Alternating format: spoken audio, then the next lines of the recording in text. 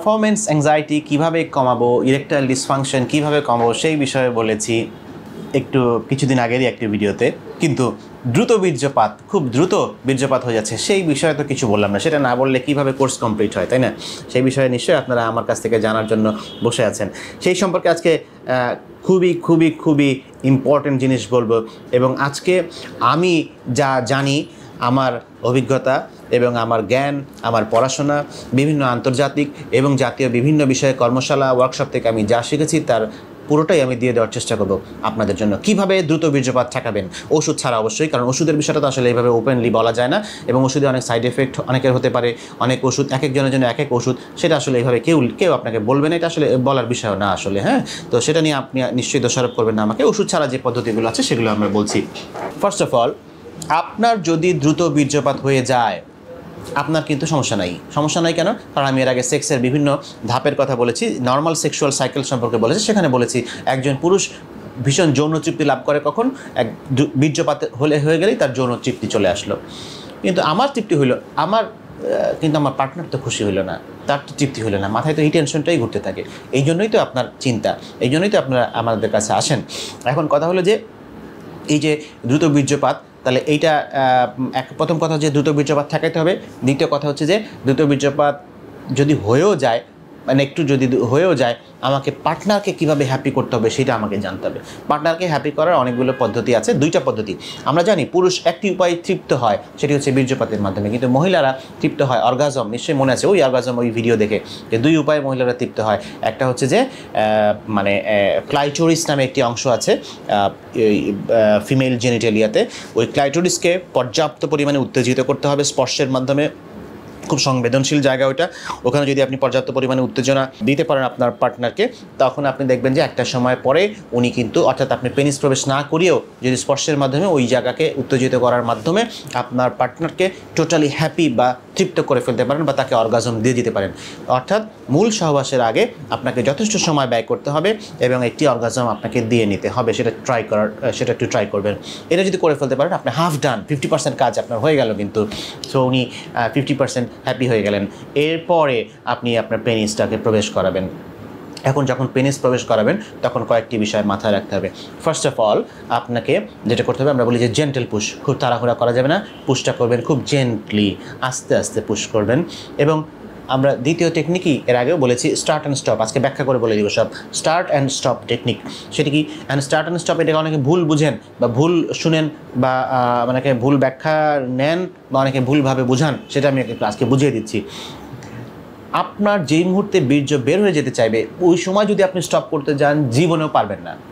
নিয়ম হচ্ছে আগে থেকেই একটু একটু বিরতি নিয়ে আবার পুশ করা, বিরতি নিয়ে আবার পুশ করা। এইটা হচ্ছে যে একমাত্র মানে ভালো টেকনিক, এবং এটা বিশ্বব্যাপী স্বীকৃত টেকনিক হচ্ছে এটা। সো নিয়মটাই এরকম। সো আপনার পার্টনার যদি আপনাকে বারবার পুশ করতে থাকে, বারবার বলতে থাকে, তাকে একটু বোঝান, তাকে বলেন যে এটাই আসলে এইভাবেই করতে হয়। একটা সময় গেলে হয়তো বা সময়ের সাথে সাথে বিষয়গুলো যখন আপনি আরও অভ্যস্ত হয়ে যাবেন, তখন দেখবেন যে খুব বেশি বিরতি নিতে হচ্ছে না, আপনি পারছেন। কিন্তু আপনাকে বিরতি নিতেই হবে। বিরতি না নিয়ে কারো পক্ষে একটানা সেক্স করে তৃপ্তি দেওয়া সম্ভব না। এটা হয়তো বা ভিডিওতে দেখেছেন, পর্নে দেখেছেন, বিভিন্ন জায়গায় দেখেছেন, একসাথে ওখানে ভিডিও এডিট করে বানানো হয় যে একজন মানুষ 15-20 মিনিট ধরে সেক্স করছেন, হুইচ ইজ প্র্যাকটিক্যালি ইম্পসিবল। সেটা সম্ভব না আসলে। স্টার্ট অ্যান্ড স্টপ গেল। নাম্বার 3, সেটি হচ্ছে যে আপনি যখনই আপনার পেনিসকে প্রবেশ করাবেন, চেষ্টা করবেন, আমার একটা কলম লাগবে,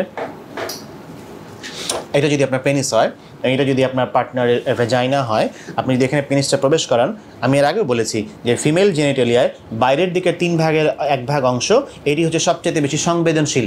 এই অংশটুকু হচ্ছে সবচেয়ে বেশি সংবেদনশীল। এই অংশটুকুর মধ্যে যতটুকু সময় আপনি পেনিস যদি বেশি সময় রাখতে পারেন, তাহলে আপনার পার্টনার অর্গাজম পাবে তাড়াতাড়ি। অর্গাজম মানে পরিতৃপ্তি, চরম পুলক আমরা বলি। তো আপনি চেষ্টা করবেন যে এইটুকু অংশের মধ্যে আপনার পেনিসটা রাখতে, মানে বাইরের দিকের অংশের মধ্যে। কারণ আপনি পুরাটা প্রবেশ করালে অসুবিধার কিছু নাই, খুব বেশি লাভও হবে না আসলে। এবং এটা আমি ওই পেনিসের সাইজ নিয়ে একটি ভিডিওতে বলেছিলাম যে লিঙ্গের সাইজ আসলে খুব বেশি বড় ম্যাটার করে না, কারণ আপনি যা সন্তুষ্ট করবেন আপনার পার্টনারকে এইটুকু জায়গার মধ্যেই বেশি করতে পারবেন। কিন্তু এটা হচ্ছে তৃতীয় বিষয়। অ্যান্ড নাম্বার 4, অনেক সময় আমরা বলি যে woman on top.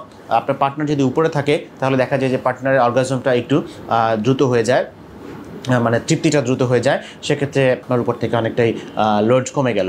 And number 5, আমরা বলি যে স্কুইজ টেকনিক। স্কুইজ টেকনিকটা হচ্ছে যে যেই মুহূর্তে বীর্য বের হয়ে এত কিছু করার পরে যদি না হয়, বীর্য যদি বের হয়ে যেতে চায়, তখন আপনার পেনিসটাকে আপনি বের করে ফেলবেন অ্যান্ড পার্টনার হেল্প করবে। এখানে হাজব্যান্ড ওয়াইফ দুজনে মিলে এই ভিডিওটা দেখলে কাজে দিবে। এই জন্য আমি আমার কাছে যখন এই সেক্সুয়াল প্রবলেম নিয়ে রোগীরা আসেন, আমি বলি যে হাজব্যান্ড ওয়াইফ একসাথে আসতে, নাহলে তো এই বিষয়গুলো একজনকে বললে আসলে হয় না ভালো। তার এই সমস্যাটা বোঝায় বলি যে এটা এই কারণে হচ্ছে, এটা অস্থিরতা থেকে হচ্ছে, বা এটা এই কারণে হচ্ছে, আপনি ভয় পাবেন না, ঠিক হয়ে যাবে। না হলে হবে কি, ওয়াইফ ভাবে যে আমার স্বামী তো পারছে না, উনি তো দীর্ঘস্থায়ী কোনো সমস্যায় ভুগছে, তাহলে তার একটা মনটা ছোটো হয়ে যায়। এখন আমি বুঝিয়ে বলি, আশ্বস্ত করি, অনেকেই দেখা যায় হাসি মুখে বাড়ি ফিরে যান। তো যেটা প্রসঙ্গে ছিলাম যে ওয়াইফ কীভাবে হেল্প করবেন, আপনি পেনিসটা বের করে ফেলবেন এবং ওয়াইফ পেনিসের এই মাঝখান বরাবর এইভাবে করে ধরে ফেলবে, এইভাবে করে ধরে ফেলবে। হ্যাঁ, 2 আঙ্গুল উপরে থাকবে, 1 আঙ্গুল নিচে থাকবে, এমন করে চাপ দিয়ে ধরে ফেলবে। ধরে ফেললে বীর্যটা ভিতরের দিকে একটু চলে গেল এবং একবার ভিতরের দিকে ছেড়ে দিতে পারলে আবার 2-4 মিনিট সময় আপনি পেয়ে যাবেন। এটাকে বলে স্কুইজ টেকনিক। এখানে ওয়াইফ হেল্প করবে।